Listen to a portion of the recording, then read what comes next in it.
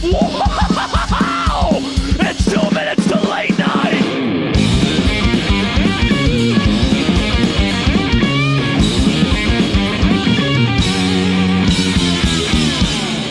Alright, what's up, Kid Cuisine Frozen Dinners? Welcome to Pod Minutes to Cast Night, the 2 Minutes to Late Night podcast, where we listen to bad albums and try to find good things about them. Hi, I'm Jeremy Hammond, and I bought my Metallica t-shirt on Amazon Prime. Yours rights. Hi, I'm Katie Rose Leon, Rookie of the Year. Hey, I'm Drew Kaufman, and I can draw SpongeBob from memory. And Patrick, too. It's pretty good. That's pretty good, man. That's really cool. Thank you. I don't know if I can All remember... the innards, too? SpongeBob's uncircumcised cock. He's a sponge, so he reproduces asexually. He can still Just have an like uncircumcised... me. His dick is a scrub daddy. And I'm Lucy Steiner, and I'm so glad we're all friends. So sweet. I'm Jordan Olds, and when I used to draw, I would draw the body as a triangle. Ah. Good for you, man. I'm really yeah. proud of you for bringing that out. Isn't that? Aren't we glad we had that conversation? Yeah, that was very big of you to admit. And how do you feel now, having talked about this? Weak. All right, but before we talk about today's album, Lucy listened to some Appetite for Destruction era Guns N' Roses. Yes, Yeah. yeah, I listened to some songs. How'd you feel about it? I listened to songs in the car, and I didn't like it. Oh, interesting. I think it was a long time ago, but I think I like it better than Chinese Democracy. But yeah, I mean, I kind of liked Rocket Queen. I thought that was Hell fun. yeah. Okay. But I also just kind of felt like it's a shame that who's the guy with the wah? Like who's Axl Rose. Axl Rose, yeah. I like him, and I think I feel like he should have been. I wish that he was more of a pop singer, you know. Like I Like wish, on Chinese Democracy? yeah. Like if that had worked, I think that would have been like great. Like I wish that he was like an Elton John type character, To be or fair, Billy Joel. To be fair, I only sent her I didn't send her ballads. I sent her just Night Train, It's So Easy, Mr. Brownstone, and Rocket Queen. Yeah, and I felt like And the My band. It's not that the band was bad, but I felt like I want to hear the really interesting thing about this, and you guys are covering it up the whole time. Well, that's... Which is his wow. You're right, though, that he becomes a ballad singer, kind of. And then, Yeah. And so I just found out that they did a very famous ballad. It's like 30 days long. Like, you need a full month to listen to it, called November Rain. And you need the whole month of November. You got to start October 31st at midnight. Yep. You'll be done by December. And it apparently, though, it's the first video pre-YouTube to hit 1 billion views. 1 billion people have watched the music video on YouTube. I did read that. Yeah, which is crazy, because I don't know why they did that. It's a guy playing piano for 30 days.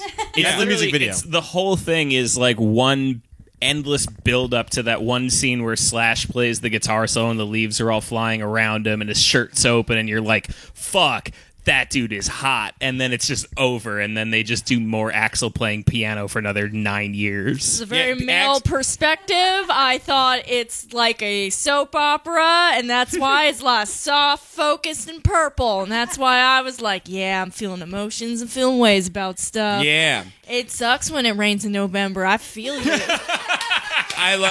It's true. My favorite part about the video is Axl is disheveled in a suit. It's like he had a bad time at a wedding. Yeah. And he undid his tie and the top button, but also he has a bandana on around his head.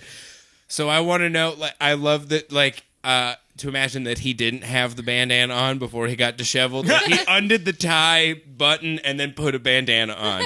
Well, that's my cousin wore an American flag bandana to my brother's wedding. That would happen at your brother's wedding.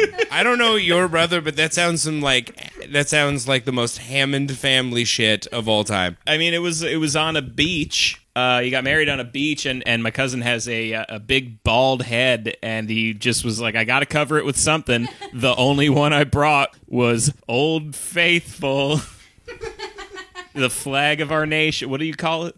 The American flag? Yeah, but I mean, like, there's like a nickname, right? I don't know. Odalali. I don't know. Odalali. Old Faithful. His friends call him Chucky. Chucky the flag. All right, well, back to Lucy. So you liked these Guns N' Roses songs, or you didn't? I didn't, but I like them. I think I like them better than Chinese Democracy if I remember Chinese Democracy correctly. But I also think like even if it was just like if he were like a Cher act or like a Madonna act. Like, I think that would be kind of like, that would be more fun. This is you wishing for literally Chinese Democracy. Literally half of Chinese Democracy is him singing, like, Vegas-style Tina Turner James Bond ballads. Yeah. I think that's the heart. Maybe it's like a Saint Anger thing for you again, where you heard those ballads and then you heard the old stuff and you're like, that's not the real Axl. That might be it. It might be a repeat of that. But that's funny to think that if I were Axl Rose's manager at that time, I would have led him down the wrong path. This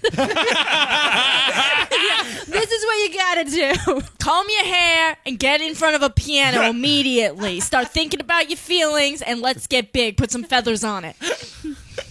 That's what they did. You're very correct. The only difference between like later Axl Rose and Elton John was the amount of feathers in his hat. That is correct. When you said that you were kind of like wanting him to be a pop singer, I was picturing less of like an Elton John or a Billy Joel, and I was thinking more of like an Enrique. Like I was picturing like Justin Timberlake. No, not Justin. I'm talking specifically like an Enrique, like hunky singer type who like Justin is hot. Don't get me wrong. Like Justin is like he's a sharp dressed fella, you know, he's got like a slickness to him that people like. But like Enrique is like a fucking animal force of nature, you know? Like there's just something about Enrique that like, and I was picturing like a shirtless Axl Rose getting like sprung out of one of those like those holes in the stage with like steam flying out around him, and then coming out and just being like, "Hola." Is it that far off? I mean, You're only off by 4 years. That happened. Yeah. Hey, Balamo! Let the rhythm take you over, baby! Can someone put... Give us some Nate Dogg. But no, so well, I like that kind of puts you, I guess, on our side in the Van Halen debate because you liked original Van Halen. I loved Van Halen, yeah. Yeah. Debate. The war. The war of the hot takes. The war of the hot takes is over because Lucy does not enjoy Appetite. No. The battle is over. The war rages on, my friend. War is unwinnable. The war will never be over. The battle was there were two stupid stupid receding hairline men versus one, and then a person with no prior context to any of this gave an unbiased opinion. I'm like the French in this. Yeah, 100%. in this fight, yeah. Listen, I would just like to thank you for using the active verb receding. I just want to point out to everybody listening home, Jordan started to say bald, looked at me, realized that he had said a racial slur, and then said something else. That is exactly what happened. Thank you for respecting my people. I've had the apology letter in my notes for months. All right, folks. Today, we're doing an album that no one asked for, but we wanted to do. We're doing Graveyard Classics by 6 Feet Under. If you don't know what 6 Feet Under is, it is the band started by the original lead singer of Cannibal Corpse after he got kicked out of Cannibal Corpse. Drew, you said you had a story to tell before we get into this? Yeah, I always kind of knew I was going to tell this story on this podcast, and it seems like an apropos time that I should say it. So my dad passed away last week, and the biggest thing that I think that got me into this world that made me have our show and our podcast and all this stuff is that my first concert was in 2001. I went to Ozfest, August of 2001, and I went with my dad. And to really understand how crazy this is that have you ever watched The Sopranos? You know, like in the first season where the son is like growing up and he has like a mushroom cut and he listens and he like wears a South Park shirt every day and is like, "Fuck you, Dad, I want to play Nintendo." Yeah, I'm the same age as that kid. That was me. Or on Home Improvement when the youngest son turns into a little goth kid. Yeah, that was totally me. Yeah. I had like the ball bearing necklace and like the Marilyn Manson shirt and everything. And my dad, being the like cool guy that he was he took me to Ozfest. And my dad worked in the music industry, but he hated music. I think maybe it scorned him in the 70s or something. He was like, "Well, I swear off of this." So he never listened to anything. Like he's like the mom from Detroit Rock City who just doesn't like music at all. Yeah. Any music. Well, she likes the Carpenters. Oh, that mom rules. The only thing that I know that my dad liked was Casey and the Sunshine Band. And he would never admit that he liked it, but he had a Casey and the Sunshine Band shirt that he would wear all the time. And not like a t-shirt. Like he had like a denim button down with an embroidered Casey and the Sunshine Band logo on it. Which I don't even know where you get that. Oh my God. I don't Big know. Daddy Kaufman. He got that on like Hell a yeah. swap meet in 1981. But so my dad didn't listen to music. He didn't like music, but he worked in the industry. I guess it's kind of like if you're a sushi chef, you go home and eat McDonald's or something. I don't know. People say that, I think. They do. But Confirmed. So my dad was a character. He was a really weird dude, and it's where I get a lot of my weirdness from. And one of the weirdest things about him was that he wore the same outfit every day my entire life, be it when it was 100 degrees outside or negative 10 degrees outside, which was that, we'll start from the bottom. It was black penny loafers, wool socks, tight Levi's 511 jeans. My dad was like original hipster. A tucked-in button-up shirt with the top 3 buttons undone, be it Casey, Sunshine, or not. And then, depending on the weather, he would either throw on a blazer or leave the blazer in the car, but it was always with him. And my dad had a huge gray afro. He looked like Phil Spector without the murder. And so, basically, like, imagine, like, one of the kids from the arcade from Terminator 2 and Art Garfunkel going to Ozfest. Yeah. And we're walking around and, you know, we saw most of the bands. We had to leave a little early because I was a baby. I would think I was like 12 years old. But he took me to it and he always let me listen to weird music in the car because he didn't like music. And like we would listen to like Ozzy Osbourne, like awful metal things. And he still, until recently, would call me and be like, "Hey, Drew, do you still listen to Mudvayne? I just got one of their songs stuck in my head." Because we saw Mudvayne together. Which, Lucy, if you don't know, Mudvayne was like one of those like Slipknot knockoff new metal bands where they would like dress like clowns with, you know, awful diarrhea. Yeah. They're really good. They are really good. They're a fun band, and so that was my first concert going experience. That's what ruined my life. So thanks, Dad. I figured it would be an apropos story to tell. So thanks for letting me tell it. Yeah, I love that story. You've told me that story before, and every time you tell it, I'm just like, fuck, I'm jealous that I didn't get to see live music in 2001. I would have loved to have been like a kid getting taken to Ozfest with my dad that looked like Wayne Coyne if he sold drugs. Yeah. Yeah, it's a very strange thing to go see Black Label Society with a guy wearing a fake Rolex. But hey, you don't get to pick your parents. I saw Weezer that year and I pissed my pants at Jones Beach. Anyway, talking to piss. All right, guys. Speaking of piss, this isn't like this is the first time I think we haven't done a first album or like a late album. This is smack dab in the middle. Yeah, this is their fifth album like their out of fifth like album. 90. They have a lot. They have surprisingly a lot of too many albums. Yeah. When it doesn't take a lot of work to make them, Yeah. I'm assuming it's easy to churn out. Yeah. Oh. This is going to be a zesty one. Yeah. So this is, I don't know. I think we should start with Cannibal Corpse because I think that Cannibal Corpse is everyone's first right? Everyone's like first memory of a metal band is like probably Cannibal Corpse in some fashion. Because they were in Ace Ventura. They were Pet in Detective. Ace Ventura. They were in Ace Ventura: Pet Detective. For some reason, they're in that movie. Because Jim Carrey is like a huge metal fan.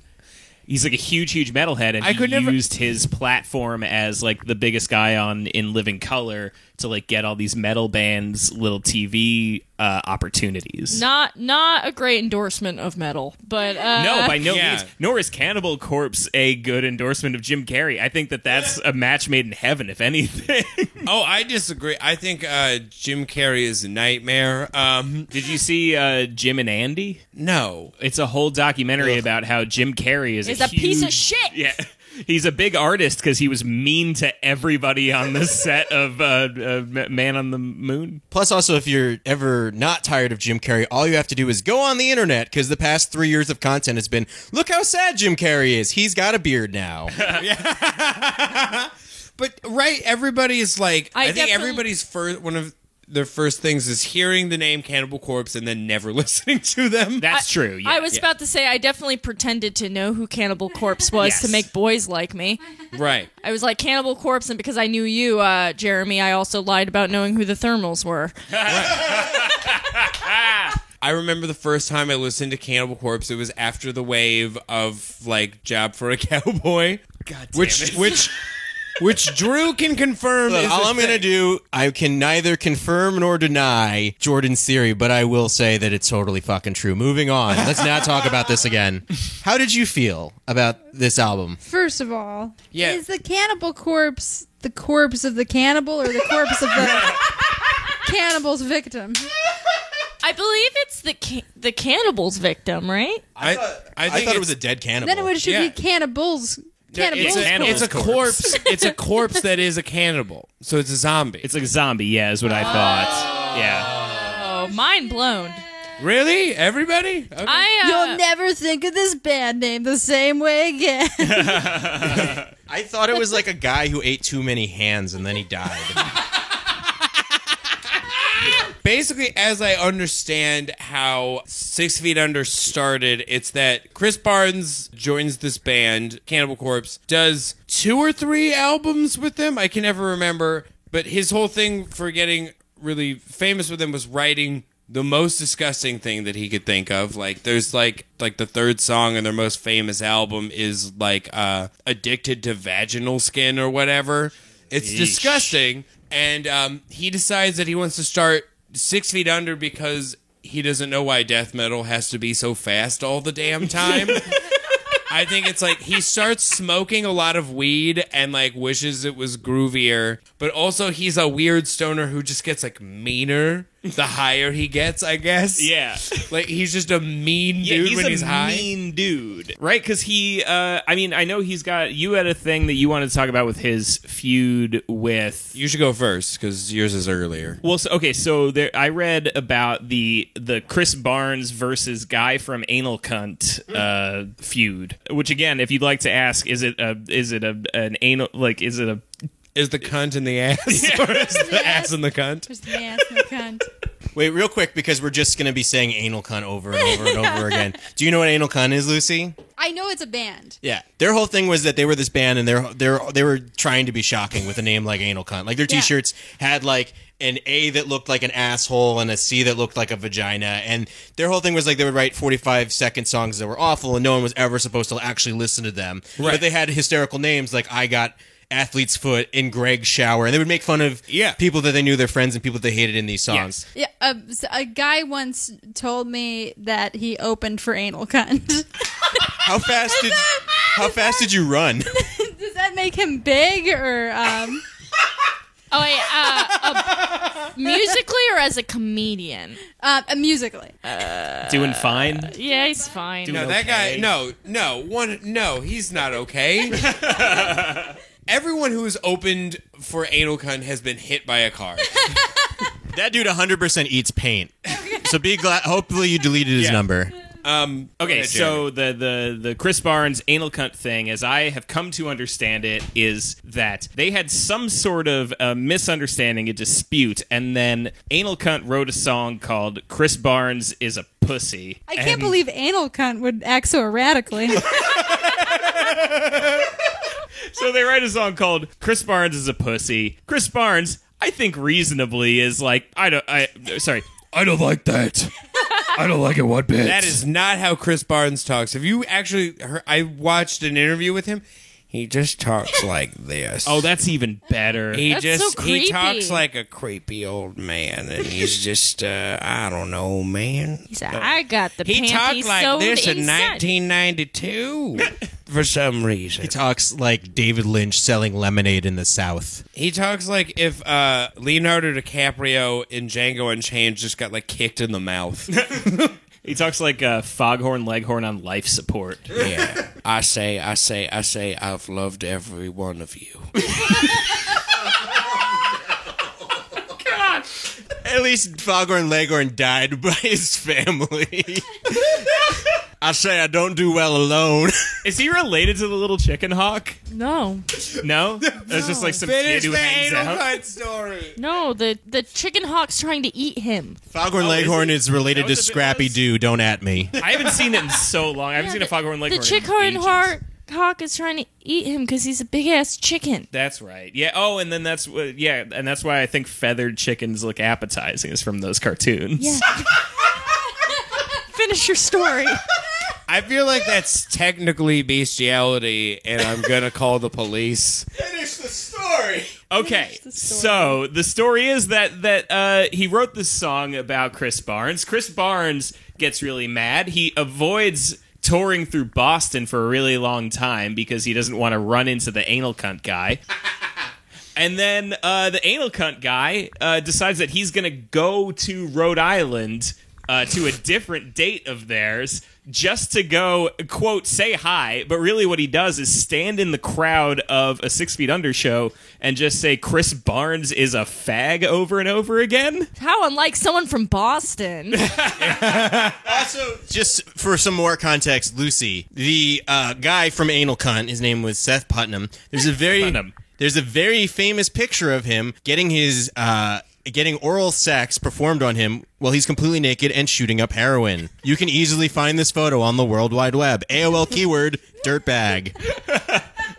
So the end of this story is that they have this feud that goes on for years. They just hate the shit out of each other, right? The story ends with Seth Putnam, is it? Yeah. Seth Putnam dies, right? Of natural causes. Of natural causes. I didn't know this at first. Oh, I was Okay. just joking. I thought he died of a drug overdose. No, he had a heart attack. Oh, geez, that's He had sad. a fucking heart attack. And, I guess not that sad. He sucked. Well, so, but the Wikipedia page, the excerpt is really short, and it just says what I've told you so far, and then that he died, and that Chris Barnes, in response to this, said, "Murdered in the Basement is still my favorite 6 Feet Under song." No. That's what he said. That's no, you said Chris Barnes. Yes. Okay. Seth has to say that. They both say it. And here's why it's confusing, is because the way it's phrased in the Wikipedia made me think that this dude had gotten fucking murdered, and that Chris Barnes is being like, we wrote a song about him getting murdered. And I had to look up the song to find out that it's not about the dude at all. And then I had to look up the dude to find out that he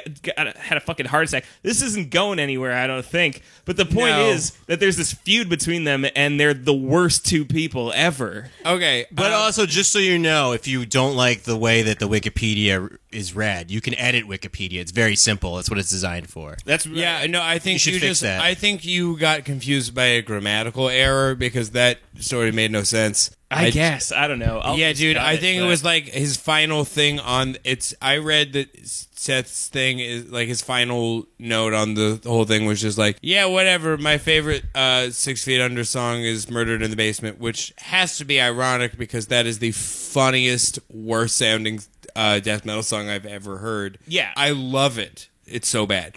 I guess the biggest question with 6 Feet Under, just in general, with like why we're bringing up Chris's personality is because I don't know what to think of this band, as like I don't know how serious they are or whatever, but I know that he's a dick because my favorite death metal band, Cattle Decapitation, has a famous story of being on tour with them, and since 6 Feet Under, no one really cares about, like, Cattle Decapitation was selling a lot of merch because, I don't know, they have cool shirts that are, like, gross and weird people want to buy. Everyone in IT advice has a Cattle Decapitation shirt. But, so, they sell more merch, and they tell them that they have a merch limit. They can only like put up one shirt, and so the singer of Cattle Decapitation, it just is like, okay, that guy's an asshole. That's the way we make money on tour, is by selling merch. And so he's like genuinely mad, and Chris Barnes hears that the Cattle Decap guy is talking shit about him. So on stage, Chris Barnes just goes, yeah, apparently some people are mad about the way we're running this tour here. So I just want to let you know, just calm down. Go eat a veggie burger and chill out. And, like, that pisses off the Cattle Decap guy and goes, like, backstage, and he's like, what the fuck are you doing? Why are you like this? And then Chris Barnes punches him in the face and leaves. Woo. And then Cattle Decapitation, like, left the tour. Clearly. And, like, everyone came after Chris Barnes, like, what the fuck, dude? Why'd you punch that guy? And he's like, I don't know, I made a light joke. And it's like, maybe don't make a light joke about the vegan death metal band. It's probably gonna piss him off. Maybe just don't punch the person you're on tour with. Yeah. Don't punch your openers. If you are going to punch them, at least while you're punching them, go, time to eat some meat, motherfucker. Yeah, say something shitty. I feel like no one fought back at Chris Barnes because he just the guy from Cattle Decapitation is a vegan, and Chris Barnes just looks like an old tree that's endangered. So he's like, I can't. We must preserve the earth. Yeah, he looks like the tree people from Lord of the Rings if they were the evil ones. Yeah, So- if they worked at a head shop. This is my question. If this is such a hateful, shitty man, why is he making album after album of the goofiest ass covers I have ever heard in my entire life? Is this a comedy album? Somebody tell me.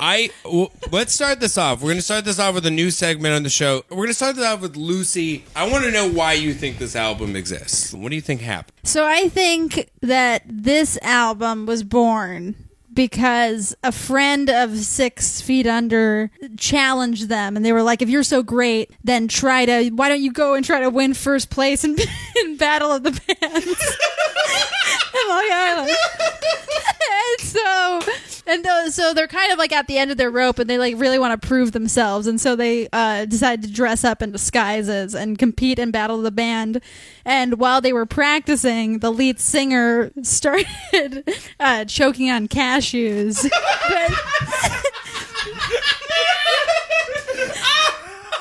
But not like a whole cashew where he was just like choking and silent, but like the little like bits of cashew, how they'll get stuck in the back of your throat sometimes. Yeah.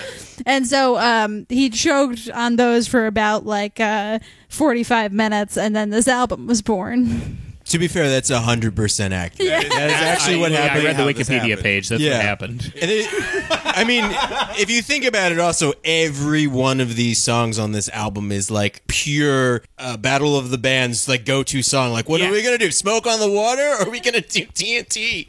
Yeah.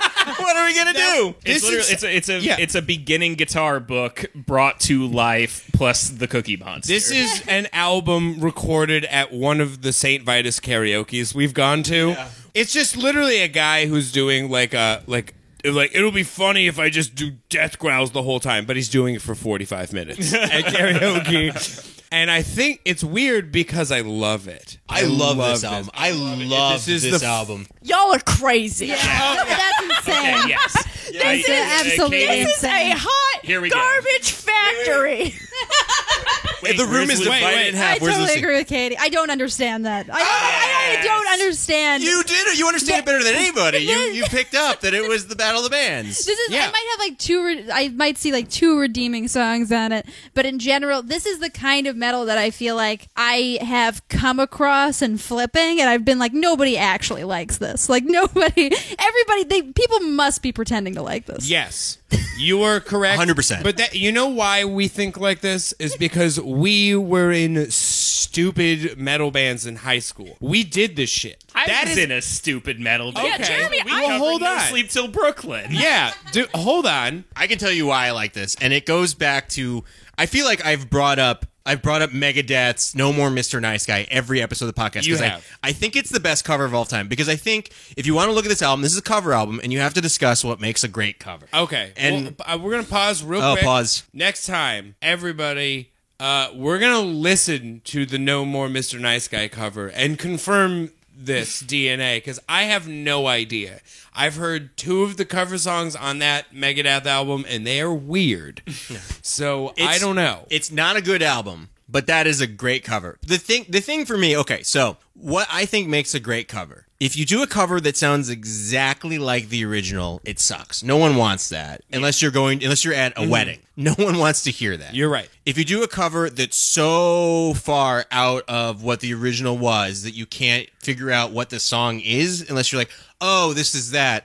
That's bad. There's this healthy line that you want to be on, which is that you bring your own thing, your own special flair to it. It allows you to appreciate the original, and if you could throw anything else into there that makes it cool, then that's a good cover. So, like, for example, the cover of Pretty Woman by Van Halen is amazing because they add in all this like shredding guitar and it sounds great, and you've got, you know, David Lee Roth like screaming at the top of his lungs and it works. Or like, I love No More Mr. Nice Guy because it's a song about being an asshole being sung by an asshole. There's layers upon layers. Right. And this is somebody covering TNT by AC/DC, a song that no one would cover, and he's singing. He's not even trying to sound like AC/DC, which no one else would do. No, at least someone would like try to do it. This guy is like, I'm gonna sound like a vacuum cleaner. Hey guys, can you just go oi, oi? All right, that was a little too energetic. Can you calm down a little bit? Oi. Did you guys have coffee this morning? Calm down.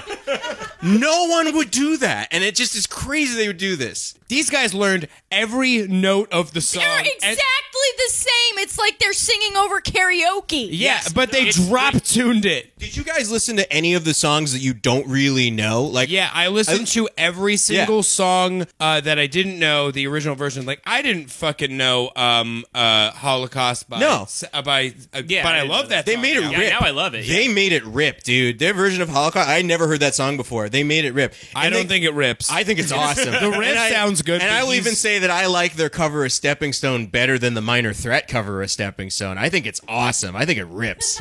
I agree what you say about good covers. This is a terrible cover album. They don't do a lot to change the songs. It sounds very phoned in. There's no enthusiasm or love for any of it because a good cover comes from a place of love. And it sounds like this guy is...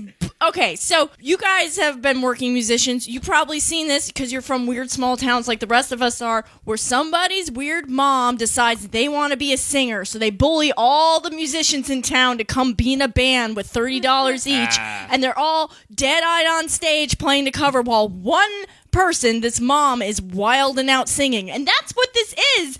It's just insane to me. It's the worst shit I've ever heard. Yeah. To build on that point, the idea of the not changing very much. All they changed about these songs really is like the tuning's a little different. Some of them are sped up a tiny bit. Some of them have like a couple of little changes here and there. But for the most part, the only thing that's different between, say, like the Holiday in Cambodia cover and the actual song. They do Uber Allies. Sorry, sir.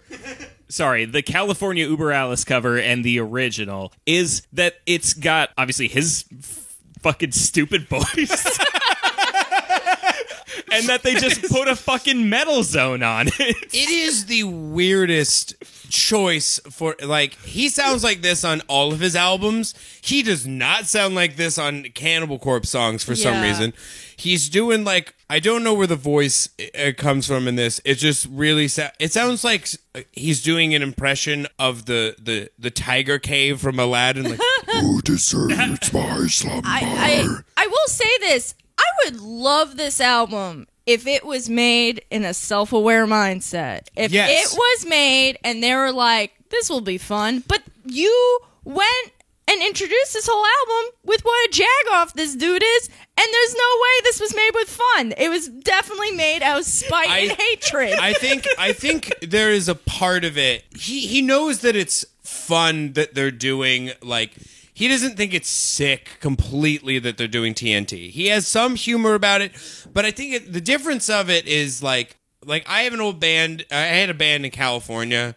We were called like Dog Meat, and we had a weird, we were like hardcore but with AC/DC shit in it, and like we had a weird cartoon backstory, like kind of like a Valiant Thor kind of a thing, and we covered Highway to the Danger Zone with like a breakdown in it, and we knew that it was funny, but also to do that, but we were also enjoying the song. But there was also a context to the band that made the cover acceptable and fun. I think that bands need that context for that, and I don't think this band entirely has it. Like, no, they don't understand exactly how funny these songs are. No, the difference here is that your band was A, called Dog Meat, B, populated by dopey dudes that people probably knew from around town, and most of all, you guys didn't have your fucking roadies beat the shit out of the guy from Anal Cunt and then drive off in your tour bus. Wait, real quick, because I didn't know about any of that mean stuff until we started talking, so I'm still judging my opinion on yesterday, where I assumed that he was a saint and gave money to the Lord. Yeah, let's not put the sins of the father on the album. From a musical standpoint, okay, so Jordan and I have played in 3 different cover bands together. Yes. I've been in cover bands. I've seen every band you can imagine do covers. Most bands have 1 cover, maybe 2. If you're Van Halen, you make a kind of a career out of it. Yeah. But for the most part, like in the metal world, most covers are ironic. Does, what's that fucking scene band? Do they actually like Kelly Clarkson? Probably. Did Limp Bizkit really like the song Faith by George Michael? Probably. But they were done with like, this will be funny because no one expects us to cover it. Right. This album is all like, dude, this song is fucking sick. Let's cover it. And I think there's something kind of endearing about that, and it's a little cool. There is no Madonna. There is no strange pop, and I like that. That is the strangest part about this album is the songs they do, minus TNT and Smoke on the Water and Purple Haze. Every song they do on this is like fucking, the original is sick. Like Sweet Leaf is not a Black Sabbath song that anybody covers. No, every band today wants to sound like that song. Like Electric Wizard and all those stoner bands, The Sword just wants to be the song Sweet Leaf. But no one fucking covered that song. They covered it. They're covering Bonded by Blood era Exodus, so they know their shit. And they're like doing the Monkees. Like, this is all technically really good music. These are their influences. They are influenced by bands that are good. So to come out and create an album that sounds like this, that is mixed so lazily. They didn't even mix this fucking album. Okay, wait. Before we move on to like more technical aspects of this, since you were talking about the original versions of these songs, I wanted to present a question to the gang, which is, what makes these songs graveyard classics? Because the name of the album is Graveyard Classics, and these songs are, I looked up a bunch of the lyrics. I looked up, like, tried to find anything I could about what these were, like, actually about. TNT, it obviously, is about a tough guy who very explicitly does not carry lethal weapons. I know how when you're hanging with your bros, tailgating a graveyard. They called it Graveyard Classic so it would sell really well at Party City on Halloween. Yeah, 100%. Yeah, This is so your mom buys it. Yeah, thinking the Addams family theme is going to be on it. I mean, that's probably what they're originally going to call their wedding cover band for all those weird goth people that are like, yeah, we're pretty spooky, but we also believe in domestic bliss. Yeah. I was surprised when because how we decided to do this album was you told me, check out Graveyard Classics, but we were talking about the Misfits, which Misfits album to do at the time. So I expected it to be a weird horror punk album or something. Yeah, right. And then I looked it up, I was like, it's 6 Feet Under cover. Because I had known 6 Feet Under. I've known their Pains in the Asses. I know that they're a lot of people's least favorite metal band, and I've never been more excited to listen to one of these albums. I was like, 6 Feet Under cover album, I'm fucking there. Did you listen to the Jailbreak cover from Yes, the extended? I did. It slaps. It's awesome. I can't in good conscience say that this slaps. I'm sorry, Your Honor. Don't police my verbiage. You know, this is interesting because usually I'm on the bad opinion side of this for our fans. You know, usually I'm like a person that'll be like, you crazy. You don't even like this. I'm a dad and I'm angry. I was born in the 70s. But like now I feel like the fans where I'm like, Drew, you're crazy. Okay. So, backstory. 2006. My favorite band is probably Between the Buried and Me. Alaska came out the year before. Yep. They're a crazy, technical, metalcore band. They're so awesome. And they're putting out an album called Anatomy of, and it's all covers. Yes. So, I am so excited. I drive to Best Buy in my mom's Jeep Grand Cherokee, and I pick up, not download, which is fully feasible. I had done it already for Alaska. I purchased The Anatomy of to listen on the drive home, and it is straight covers done perfectly note for note, all clean vocals of what was on that album, Bicycle by Queen. He and- screams during Blackened, I remember. because it's Blackened, but other than that, it's all Yeah. clean vocals. And I remember just being so disappointed because I thought they were going to put out an album of just With their zhuzh in it. I thought they were going to put their dicks in it, and they did. Yeah, you got it. If you're doing a cover album, you got to put your zhuzh in it. And here's the thing.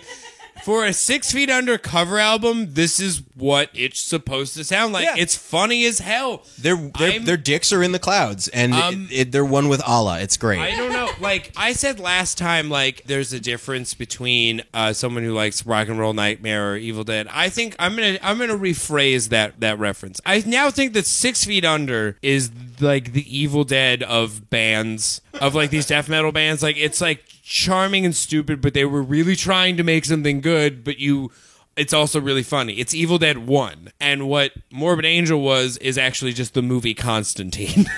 I guess. Lucy, what's your favorite cover? Do you have a favorite cover song? I think Tina Turner's Honky Tonk Woman is pretty good. I think that's one of my favorites. Tina Turner covers, she always makes them like her, like Yeah. Rolling on a River by Tina Turner is way better than the CCR version. Yeah, I agree with that too. And then there are a lot of people who cover Bob Dylan really great. I really like Joan Baez's I Dreamed I Saw St. Augustine. You know what's really bad? I just remembered. Have you ever heard Scarlett Johansson's cover album of Tom Waits? That album I never liked it, but now I really don't like it now that I know that Scarlett Johansson's thing is putting her zhuzh in and stealing other people's identities.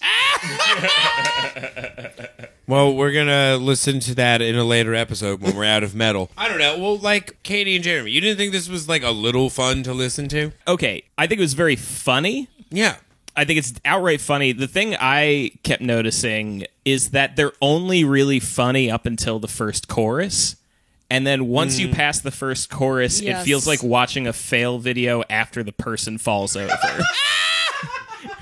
Exactly. Like I did think this was fun, but you know, comedy requires timing, and these boys are not doing comedy. And also, I don't know about you guys, karaoke's fun when you're drunk, but when you're sober listening to karaoke, you're like, man, these people need to take this away from me. Yeah, totally. It sounded like, do you remember a couple of years ago there was that Super Bowl ad for an IBS medication, and they had a little cartoon stomach guy, and he was like a little walking stomach person? Mm-hmm. I'll post it on the Twitter, but... The point is, it sounds like that little IBS stomach at karaoke, just having a blast. You know, that's the thing is this sounds like it was a lot of fun to make.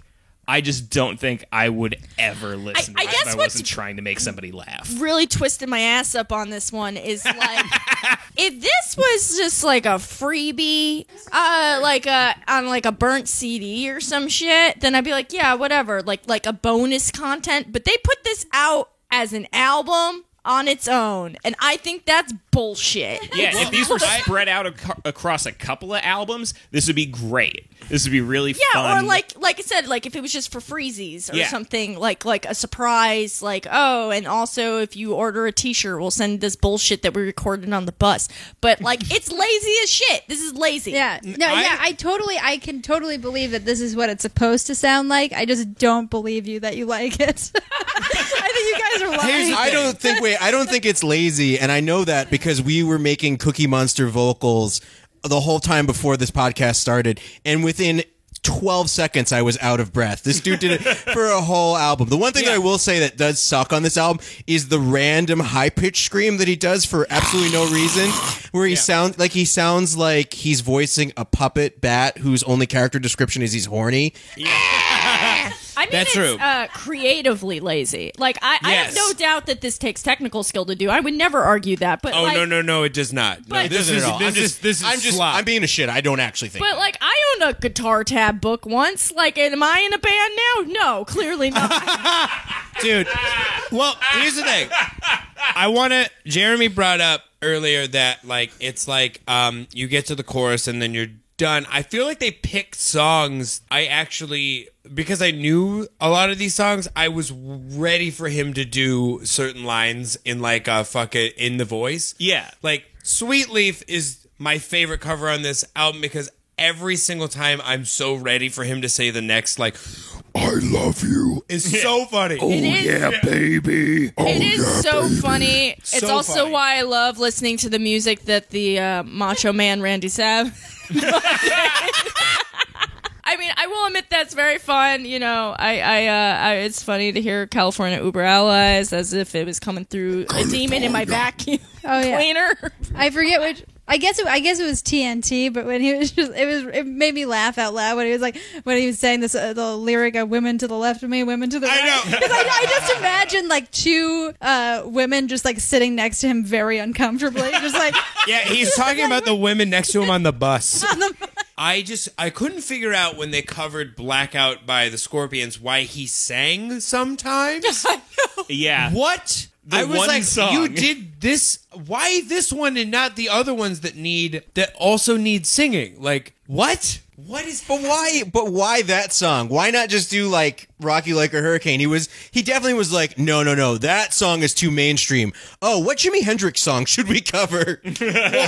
Rock You Like a Hurricane wasn't a huge thing in the 80s. Like, Rock You Like a Hurricane got big in commercials in the 90s. This album was recorded in the 2000s, though. Right. But Wait, is he's that true covering about Rock all... You Like a Hurricane? Yeah. That's Scorpions... insane. That song rules. It does, but Scorpions were big. Their big album for metal people was Blackout. Blackout is considered one of the best metal albums for some reason, because I've never just given them a... quick yeah. aside that has nothing to do with anything. I was listening to this album while I was eating a burrito, and a guy came up to me because I was wearing a metal shirt, and he's like, "Hey, you like metal?" And we were having a conversation, and I found out that the original guitarist from Man of War owns a batting cage Man of in War. Ridgewood. Wait, what? I love batting cages. Go to the guy from Man of War's batting cage. It's in Ridgewood, New York. Moving on. The other thing that was very disappointing to me is I'm one of the few weird beings that knows what Accept is. Not the concept, but the band. But Accept the band is like a weird German AC/DC that just wanted to also be AC/DC. Are they the son of a bitch one? Yeah, they have a song called Son of a Bitch, and it's one of my favorite choruses ever, just because it's just like, Son of a bitch, you asshole! And I was waiting the whole fucking album to hear him just really commit to going, like, I really wanted him to just get every syllable of, you asshole! And he just went, you asshole. He didn't say asshole without just petering off at the end, and at that point I was like, maybe this isn't fun. All right, that does it for that discussion. Me and Drew were wrong. When are we not? Yeah, I don't know. Favorite songs, Lucy? I'm gonna go with Purple Haze. Is that just because that's the one you knew? I knew a couple of the other ones, but if I'm being honest, I was a little bit like, yeah, I know this song. While I was listening to it, I think it was just the most listenable one for me. I think. Germ. I'm going to go with Piranha. Fuck off. I'm going with Piranha because I'm not as familiar with the original song, so it didn't have that weird feeling of like the sense of dread of like what comes next, you know, like what the next bit is gonna be, and so it just like it was fresh for me. And then also it's just an actual metal song, so it doesn't feel like super out of place having his stupid voice on it. What a weird, boring answer. You picked the fucking the song that's most appropriate. We are a contrarian podcast, and you're going to pick the thing that makes sense? Okay, fine. It was Smoke on the Water. Yeah. Are you happy now? It was the one about the hotel where the fire happened that nobody died at. Why is it a graveyard classic if no one died? Hell yeah. All right, that's what I wanted. Katie? I thought Jeremy's piranha observation was astute as fuck. But Yeah. I'm going to say I actually agree with you. Jordan Sweetleaf was very funny. And I don't know. I hate this album. Hell yeah, Katie. I gotta go with TNT because, my God, the first time I heard that, I laughed so hard. I laughed into my burrito. It was a breakfast burrito. I got chorizo up my nose. And then a man came up to me and told me about the guy from Manowar owning a batting cage. So I have nothing but positive memories. I'm going with TNT. Yeah, it's tied between TNT and Sweetleaf. Like, TNT is the crazier thing that they did. It is the craziest decision on this album to do that song because it is the most unfit for what they're trying to do. It is bananas. It is bananas. They literally, most of the song is just like, the whole point of being in a death metal band is to play riffs. There's barely a riff in TNT. Yeah. It's 3 chords. It is insane. Also, on the topic of like the things that are really funny to hear in a death metal voice, really underrated line on this one is "Lock up your daughters, lock up your wife." Yeah. Because they're going to jail? Yeah. I love, but Sweetleaf is the best thing on this album just because Sweetleaf is a sick-ass song, but also it's funny in the Black Sabbath version because it's literally just Ozzy going like, I love weed. I love you, weed. I would like to smoke weed. Can I have some weed? And it's funny that it's just this fucking... It's just funny that Cookie Monster is singing a poem that Ozzy Osbourne wrote to weed. Oh my God, it just all came to me very quickly. I ran out of weed this week and I listened to this album sober. Dude, I would love this album it's if got I was papyrus font on it. You gotta be high. if I was at my regular doctor recommended levels, I might have had a different experience. Hey, everybody. Hey, everybody, this is your local straight edge friend saying that I don't enjoy anything. Which, actually, I wanted to say real quick is that Purple Haze, I thought that if they were going to cover Jimi Hendrix, who is considered by most Walmart t-shirts to be the greatest guitarist of all time, I thought they would at least be like, okay, we got to get someone who fucking shreds. We have to outdo this solo in Purple Haze. And instead, they're like, Craig, what do you got? Weedle-leedle-leedle-lee. Okay, great. Next song. Okay, so now we're gonna do. We're gonna follow up with last week's new segment, Metal Mansplain. Some people sent some tweets and responded on Instagram, and we're gonna go through and read your answers. Yeah. So we got from. Well, let's first give context. What was the question last week? Yeah. Oh, so the question last week was, what's the difference between death metal and black metal? We got from Ash Williams, who are a band. They said, Lucy, black metal is Guarsenio's face paint. Death metal is his affinity for bird calls. Which I appreciate. The band Peddler says, death metal loves Satan. Black metal hates churches. I like that one a lot. Also, But how I like do they feel about synagogues? probably not great. Fun thing about both black metal and death metal, they both equally don't like Jews. Womp, Yeah, womp, they womp, both womp. were not for the mosque at Ground Zero. That's some real shit. Also, listeners at home, check out Peddler. I checked them out. They're very good. Dave Longan says, black metal, I hate my dad. Death metal, I ate my dad. Yep, that is the one. That's That's the a winner. very good one. Put that on my grave. Let me see if there's another good one. Oh, yeah, from friend of the show, Dan Koza. Black metal, that weird kid in class always playing with his Zippo. Death metal, his abusive father.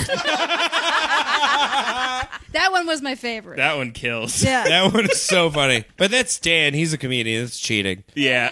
That's cheating. I don't like having men explain things to me.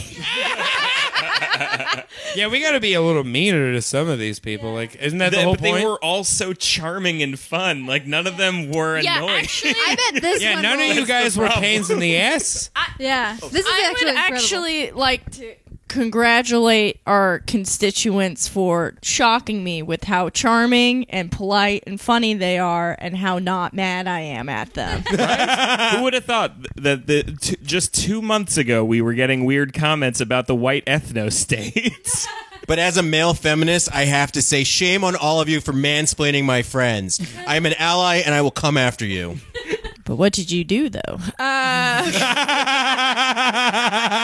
So, Lucy, do you have Drew a... Kaufman has been kicked off the final Warp Tour. Oh, wait. Sorry. One last thing. I totally forgot to bring this up when we were still talking about this band. I have one more thing about this band that's so interesting, is that they did, on the promotional tour for this album, they did 3 dates of the Vans Warp Tour. That's insane. 6 Feet Under? 6 Feet Under did 3 dates of the Vans Warp Tour. They were in Chicago, Milwaukee, and somewhere else in that general area. Here's who else was on the bill for the 3 Warp Tour shows that they played.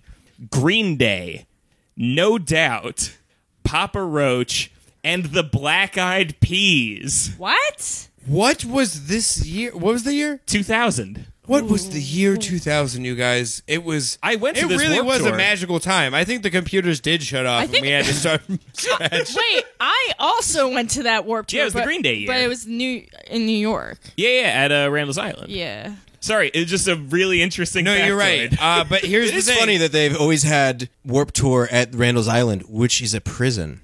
No, it's not. It was. Rikers Island. Delete this joke. Delete my account. Male feminism. But look, Pokemon go to the polls.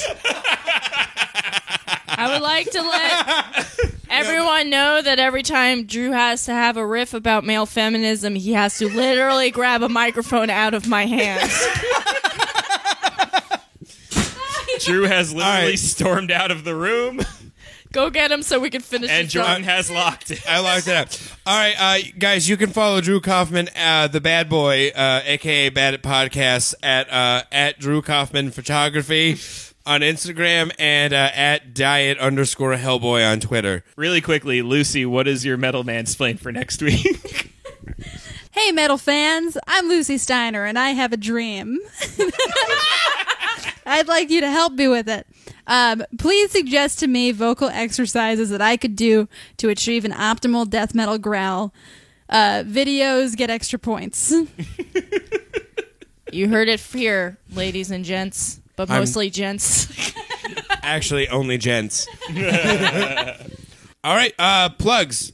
You can find me on Twitter at @TheSteinbag. Find me on Twitter at Jeremy Thunder. Check out my other podcast, Ballin' Out Super. It's good. You can find me on Twitter at Katie Rose, on Instagram at Oh Hello Katie Rose, and Jeremy's all of the podcasts that we make him edit. You can follow me on Twitter at Mr. Jordan Olds. Please follow my dog on Instagram at Great Hambino. Sucking anal cunt. All right, goodbye, everybody. Bye. Drew comes back someday.